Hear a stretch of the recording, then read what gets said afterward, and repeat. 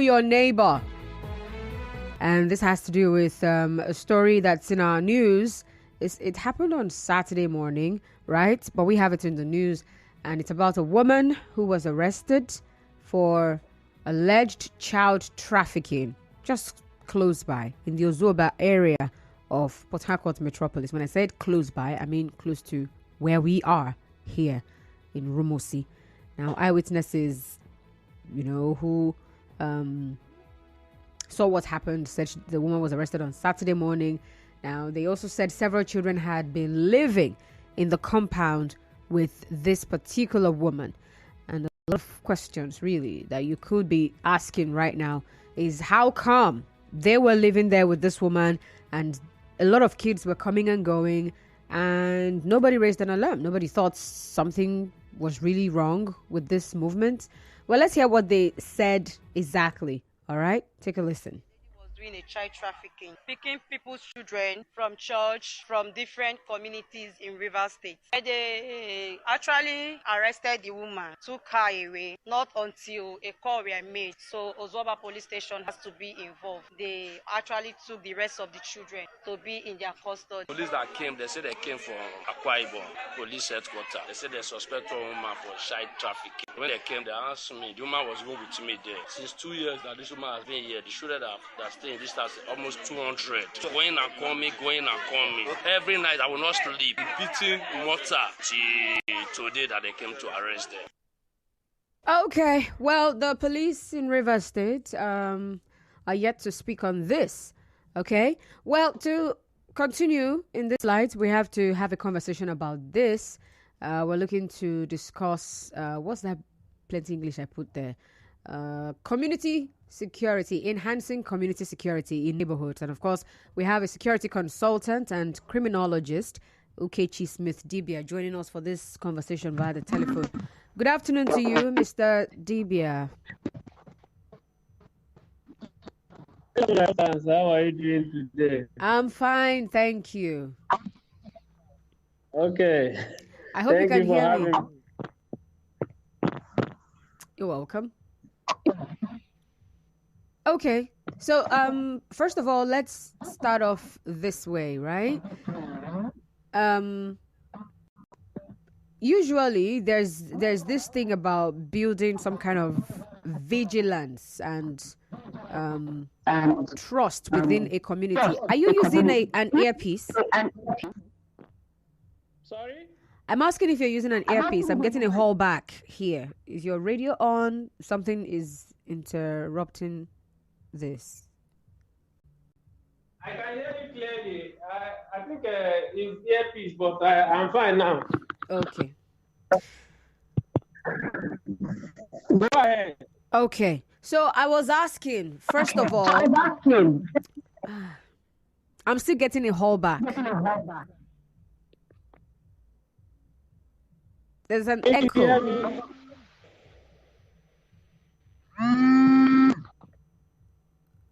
I just want to be sure you can hear me loud and clear, and I want to talk without having that echo. Are we good to go? Hello, Mr. Smith. I'm with you. Okay. Go ahead. Is your phone on speaker? I think that's what's affecting me. Are you still hearing the whole back? Yeah, I'm hearing myself. It's not. Let me just change position a little. Okay. So while he's trying to do that, right? So the question I'm asking you, who is listening, is pretty simple. I'm asking, how well do you know your neighbors? I mean, can you beat your chests? Nigerians will say, with your full chests. Can you actually beat your chest and say, I know my neighbors? Do you ever care about really knowing your neighbors? How far have you gone? What is that?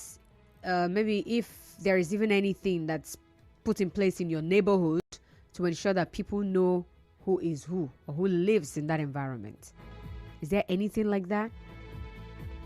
How well do you know your neighbors? Explain to us how well you know them. Do you know your neighbors that much? All right. So, Mr. Smith, can you hear me now, loud and clear? I want to be sure we can have this conversation. Are we good now, please? Mr. Smith, you're mute. Okay. We're going to correct this and then... I'm good. I can hear you. Okay.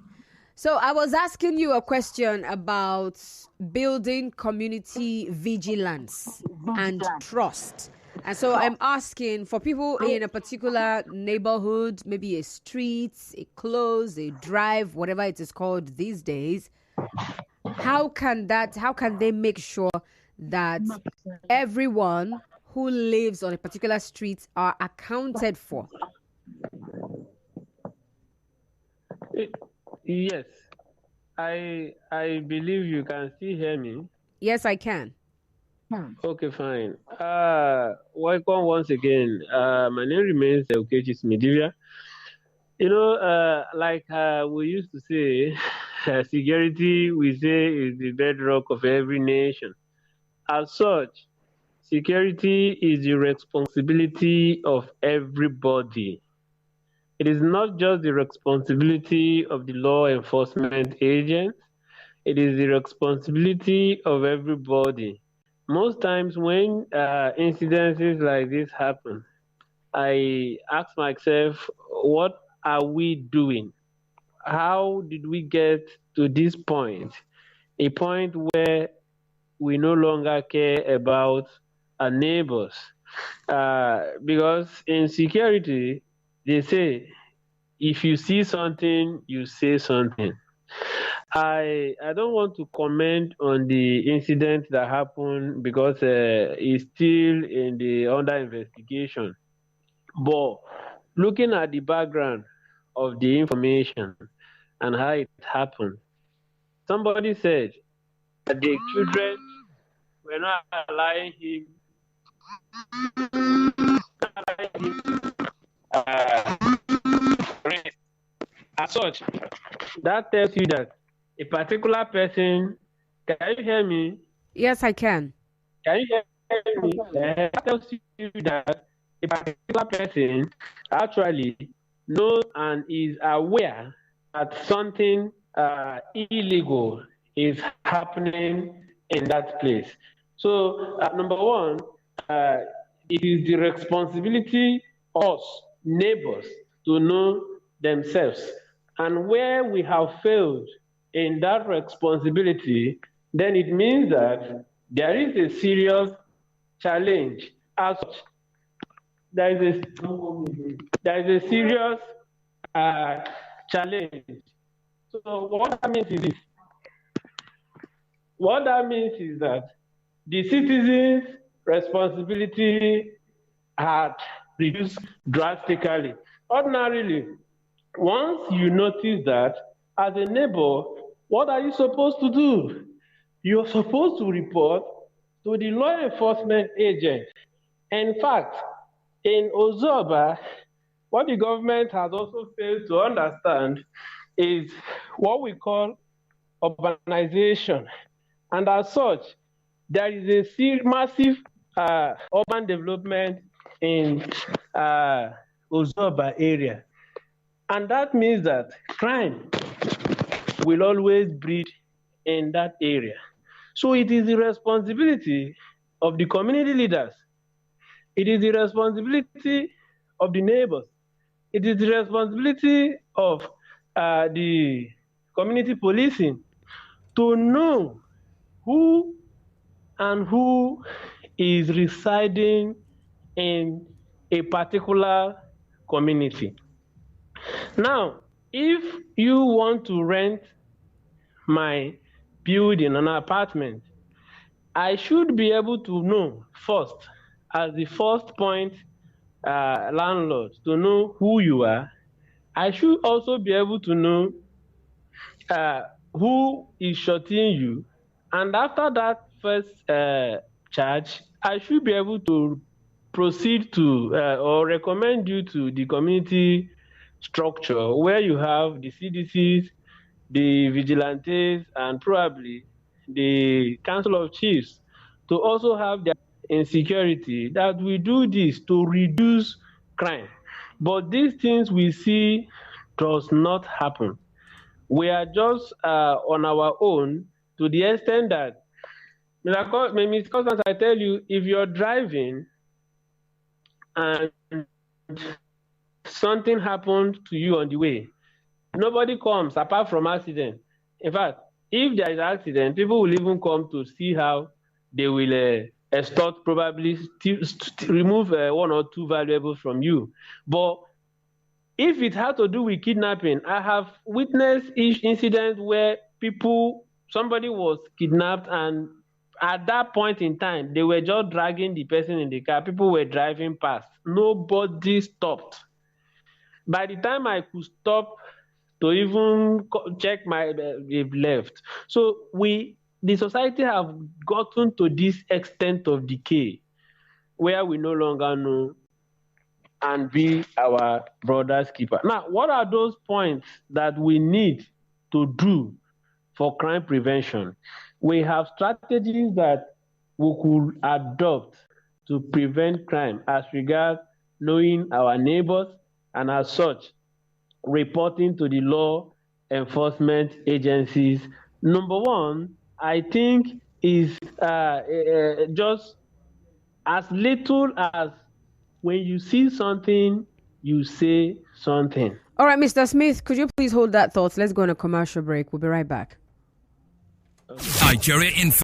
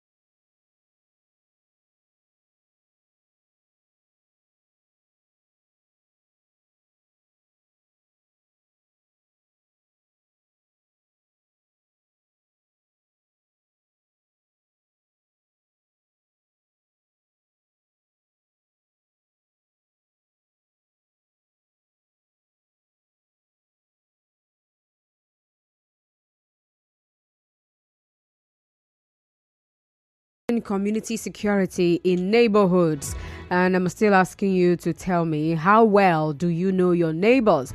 All right, so we have security consultant and criminologist Mr. Smith-Dibia on the line. And so before we went on that break, Mr. Dibia, you were saying something about the steps people can actually take to ensure that their neighborhood is safe, and you said the first thing is as simple as if you see something, say something. The Please first go on. thing is as simple as when you see something, you say something. That is just it. When you wake up in the morning and you see that your neighbor is one that you leave the house and you come back, also see him in the house, he doesn't go anywhere, he lives a flamboyant life, it should be a suspect. But we have gotten to the point that nothing concerns us. In fact, it becomes an issue where even when you want to go and report, it looks like you're the one that is trying to expose your neighbor. I had always said in my programs that crime is local. Crime is local.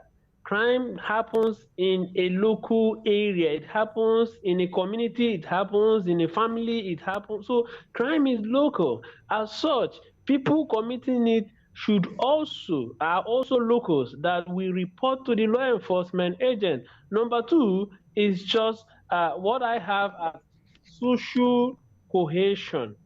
We have gotten to this extent or to the stage where we no longer have this social cohesion. You see your neighbor as an enemy.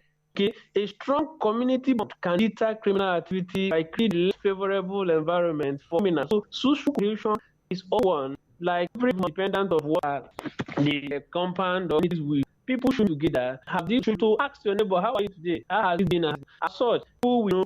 They will now say him night, they will see children crying, will sleep. Have you reported to the police? Suspected this? Did we get to that? Just shared responsibility. Take collective ownership of the environment and work together on safety initiatives. Now, it is still the same thing we're saying. So, we are responsible for what is happening in our community. We cannot just live and see ourselves living like this, where something will happen. We have seen law enforcement agents as our enemy. No, that is not there. Another one is, what are our parents doing? Inefficiency of parenting in this period in time. Parents are now seeing their children as burden, as against seeing them as gift from God. You know, just like school has resumed, some parents are just happy that yes, the children will need to leave for school. Ordinarily, it is not supposed to be so. So, as such, how would a parent will go to a church or thereabout or religious organization and he just drop the children with the children unit or children department or children whatever? As such, he doesn't even care. He doesn't even bother. And also, organization does not also have security assessment procedures on how and who enters that environment. I have a religious body I consult for. The first day I entered there, I was scared. They had over 3,000 persons in a hall. And I entered there, no search, no screening of any, no security access control uniform. I'm not talking of devices, I'm just of the access control, physical access. What I'm trying to say, it is responsibility. See something and we say something. As simple as that, it doesn't require anything to pay. But fortunately, most times when people say something, they say the law enforcement agent use it against them. I was gonna come to that because it's also some concerns people have after reported, and then the person is a suspect and actually doing something, and then he goes to serve time or whatever, pays his way out. I'm in trouble. Yeah, sure. That's exactly where I'm saying. That's why we have got to a stage where people find it difficult to go and report. And I call it erosion of trust.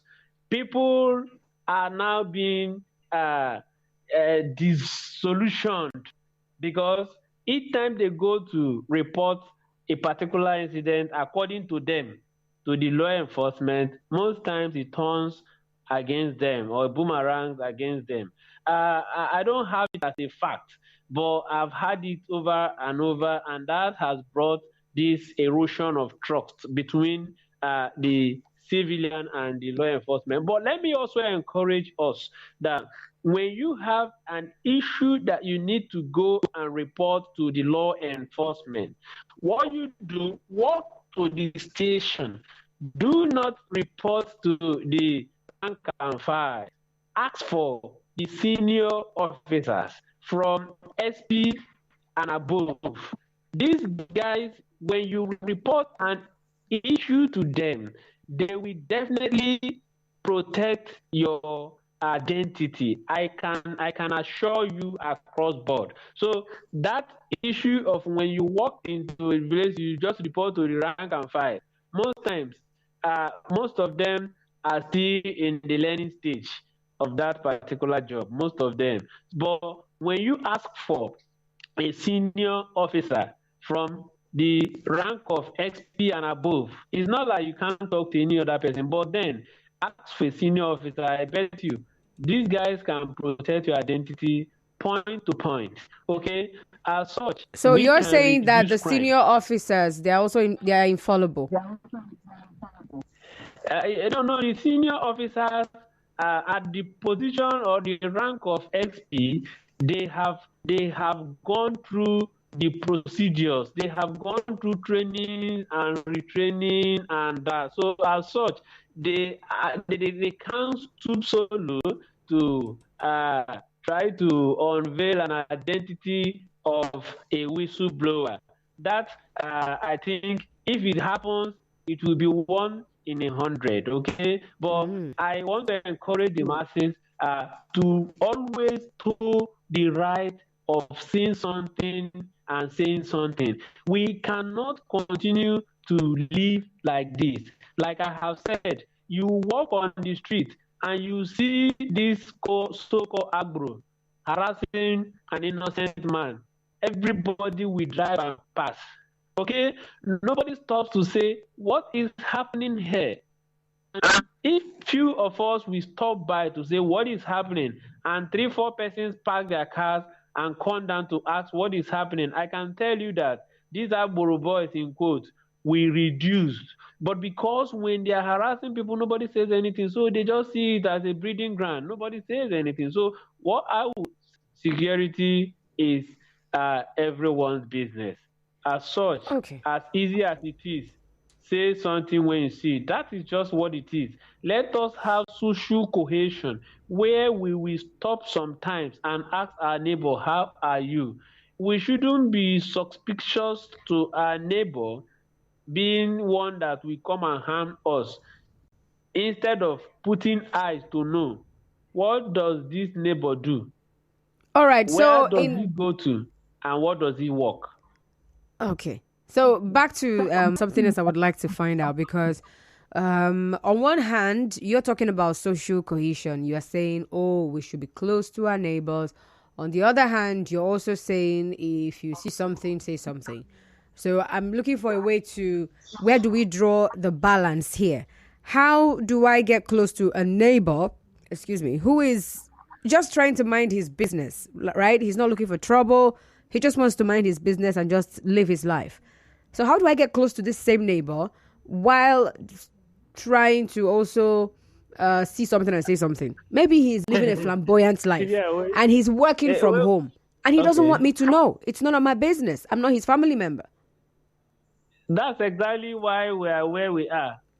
Because you think or we think that we're not his family member. Now, social cohesion doesn't mean that we should not say something when we see when things are going wrong. Okay, even when you have your person in the house, your roommate, let me say, and you see that this roommate is making calls that are not uh, proper, as result that are a bit criminal in nature, or okay, you should report. You should report.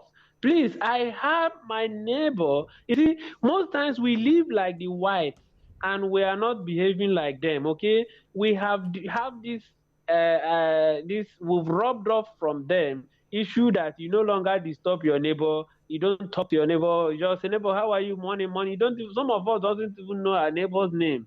It has happened to somebody around me. People came to look for somebody and they were asking for a day. They say they don't know. Meanwhile, it's just your neighbor you call every morning and you just greet and pass. Okay, so we behave like them. But one thing about the whites that is different from ours is that they report every incident. Okay, even children report their mother.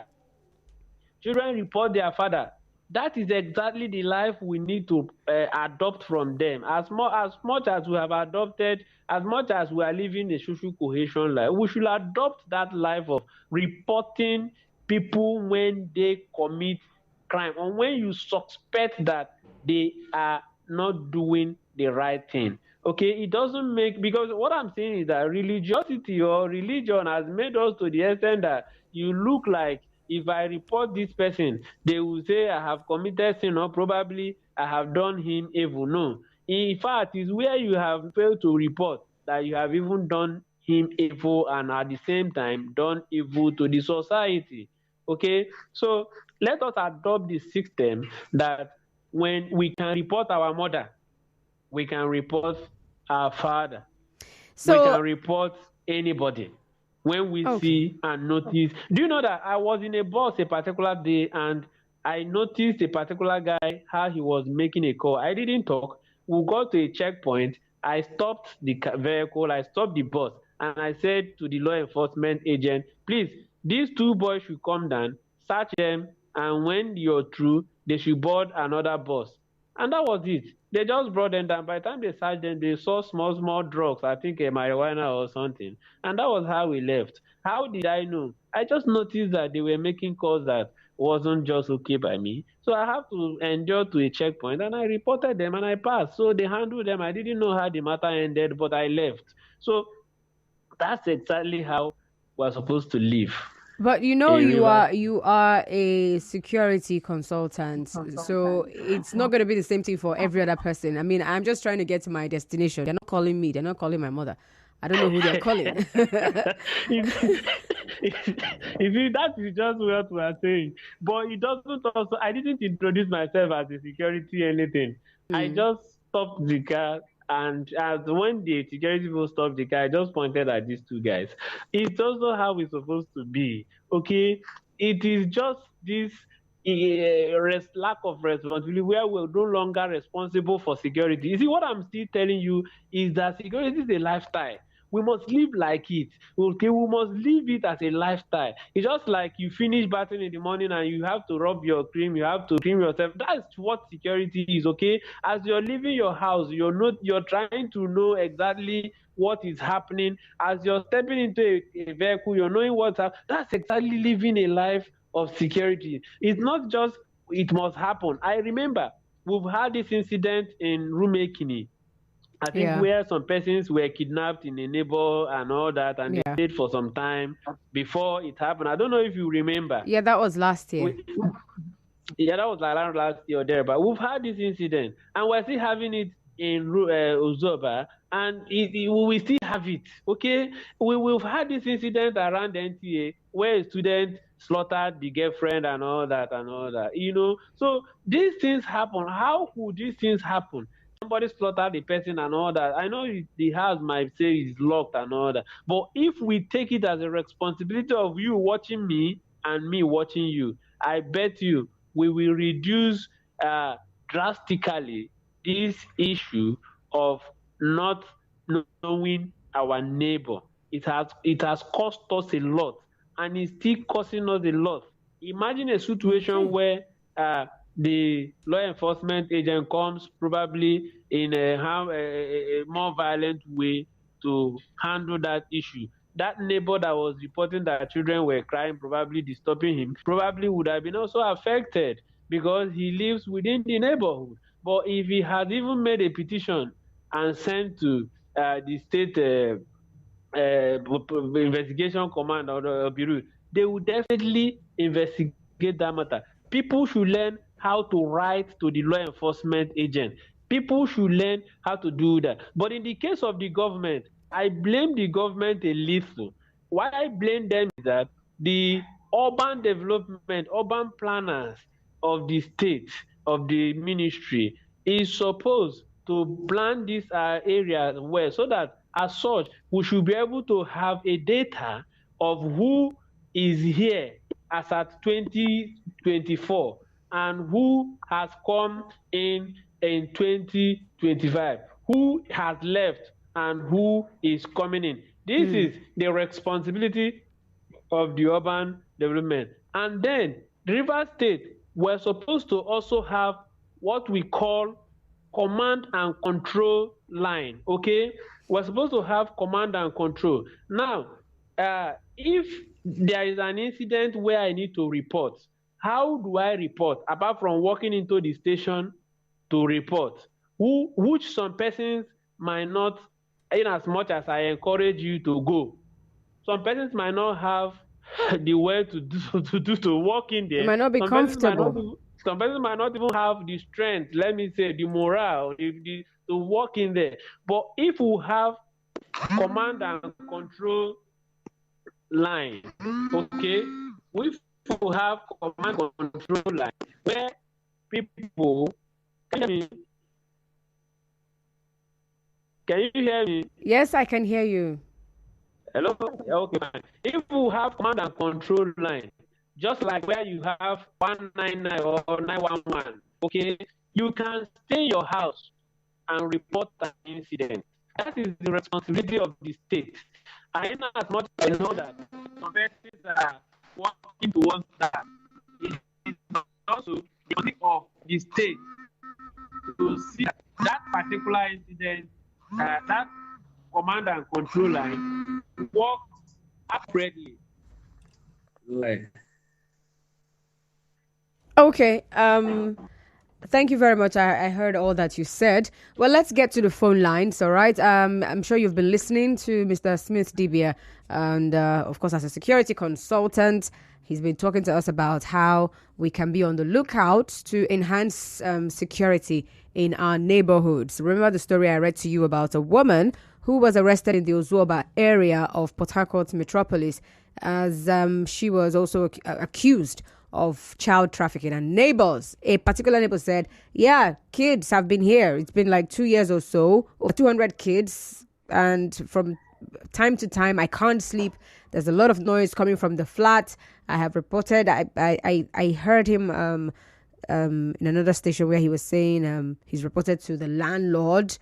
And he's also even tried to, He's also tried to confront the woman as well about the noise. Now, here's someone who is being neighborly. He didn't necessarily go to the police. First of all, tackle the person, as a neighbor, talk to the person. There's a lot of noise coming from your flat. It's not allowing me to sleep. And then from there, he escalated it to the landlord. But of course, still, I don't think the landlord took it up or saw anything in that. And that's why it took this long before the law caught up with her. So how well do you know your neighbors? All right, that's the question I'm asking at this time. How well do you know your neighbor? Can you say you know your neighbors? People live in very short, very small streets. They don't even have a lot of people on the street or on the close. And they don't even know up to 5 people. They don't know the names of up to 5 people on that particular close. How are you doing this? People go to shops to buy something and they don't even know the name of the person they are buying from. They just say, that woman there, that yellow woman, that black woman, that man, that boy, that woman. That's all they know. Well, let's hear from you now. 0817-923-0002. 0817-923-0002. And 0817-923-0007. 0817-923-0007. When you call in, stay on the line. We have a call screener, and of course, they'll patch you through. You can also send a message via WhatsApp to 0809-030-6416. Perhaps if I had a gift, Ezekiel from Ubumini would be getting it today. It was the first caller the first time. Now he's the first caller again. Hello, Mr. Ken. Good afternoon. Good evening. Once more, Constance. You're welcome. Go on, please. I think it is high time for us to imbibe the culture of knowing who is living with us around our vicinity. Otherwise, I would have said that the landlord of that particular building or compound should have been arrested along with that woman, the child trafficker. Here in Ubumini is a rural area where some certain issues had came up and we said it, and then everybody knows who. That is the essence of having community policing, youth organizations, CDC, the elders, especially with the traditional rulers. Like as I am now, I think I know how many times I had settled this type of case without involving the police. So it is very, very important for us to know who is who. Wait, Then you settled child trafficking case without the police? No, I'm talking about he or she living around me, around my vicinity. I must know you. We are talking about who is living around you, your neighbor. You talk about neighbor here. Okay. But talking about child trafficking, I think most of these things happen at the urban areas. They do not much happen in the rural areas because everybody knows who is who in the village. All right. Thank you very much, Ezekiel. Hi, Muriel from Okrika. Welcome. Constance, good afternoon. Good afternoon. Look, Constance, recently the governor gave out vehicles to the police. And not just him, the former governor did as well. In other words, the police, they have enough. I even wonder if they have car park enough, car park that is big enough to contain all these things they are giving them. And yet we're seeing these things constant. And each neighborhood has vigilantes. And the vigilantes, most times they patrol in the night. They are off park, all this, they patrol in the night. And this man, according to his statement, he said most times in the night he cannot sleep. So are they telling me that all these years no one has been able to detect this thing? And sometimes you see the children, and I wonder how they will even be able to train their parents or so. But trust me, I think there's no way the police will tell me that. I will say, okay, allegedly. But there's no way, none of these security outfits tell me that they don't know what is happening. Up till now, the OSPAC, the vigilantes are there. Trust me, I can't believe that. All right. What's her name now? Muriel. Israel from Umboba, please do well to call back, all right? So the question I'm asking is, how well do you know your neighbors? Are there things you've put in place or things that have been put in place in your neighborhood, to ensure that people know who is who, that the community is aware of who lives there and perhaps what they are doing? Evangelist Miracle Sam says it's difficult to report a suspect in the compound. I'm a witness. Someone threatened me in the compound of killing me. I wanted to report him to the police. I was told that the guy is a friend to the police, that as soon as I report the guy, he will do whatever he wished and will not be arrested. I don't have any other option than to use wisdom and follow him to avoid getting into trouble. In this situation where the law enforcement agency is working with the criminals, what then will an innocent guy like me do? This is a difficult one to report. Mr. Smith-Dibia, you're going to answer that question, please. But before that, good day, Constance. What your guest is saying is not possible. No complainant has to choose who to report a case to beyond those policemen at the counter. They won't allow anyone access to the senior officer or DPO who may protect one's identity. Prince is talking here. All right, Mr. Smith-Dibia. So 2 questions. One person is asking, how do I go about reporting someone who is a criminal and has links? He's also protected in some way, so he knows guys at the top.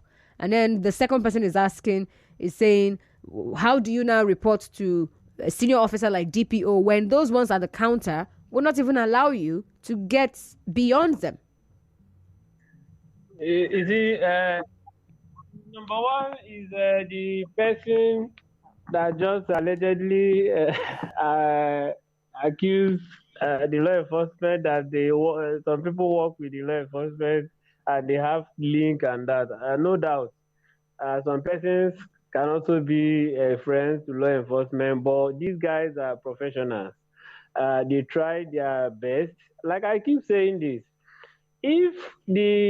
let me say the police, if they go on strike for 1 hour and they just announce that police should not be or should go on strike for 1 hour, they shouldn't be anywhere for 1 hour, the level of damage that will happen in this country, we might not be able to recover. The reason why we're making these communications and even why you're in the studio is because the police are working. Okay? The reason why he could stay in his house and make this call and nothing happened is because the police are working. But they cannot be everywhere at the same time. They are human beings.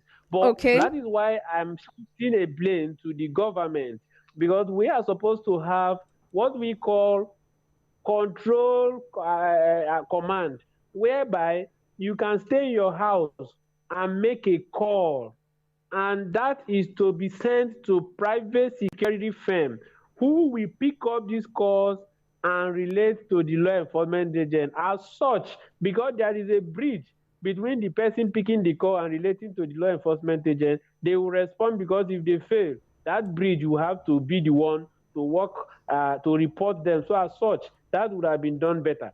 Then secondly, the one that said the rank and files will not allow you access to see the higher people, I do not think that is okay, because if you walk into a station and you ask, I want to see the DPO, I do not think that anybody will stop you. The only thing they will ask you, what do you want to see him for? Are you on appointment? And you just give, in fact, you just say what you want to do. Do you know that the problem we have in this country, I keep saying it, is because we are one people that in a house you don't even have a constitution of the Federal Republic of Nigeria, the country you call your own. So you don't even know your rights. So, Mr. Smith, are you saying that, so I walk into a police station and I'm asking to see the DPO, and then they say, so why do you want to see him? Do you have an appointment with him? And I say, I do not have an appointment, but I want to discuss something very important with the you. DPO. Yes, they will allow you, because you know why? They don't even know who you are. So Okay. if they refuse you seeing the DPO, they don't even know if you're going to write or tell the DPO. All right, so Nigeria Info. We'll be right back.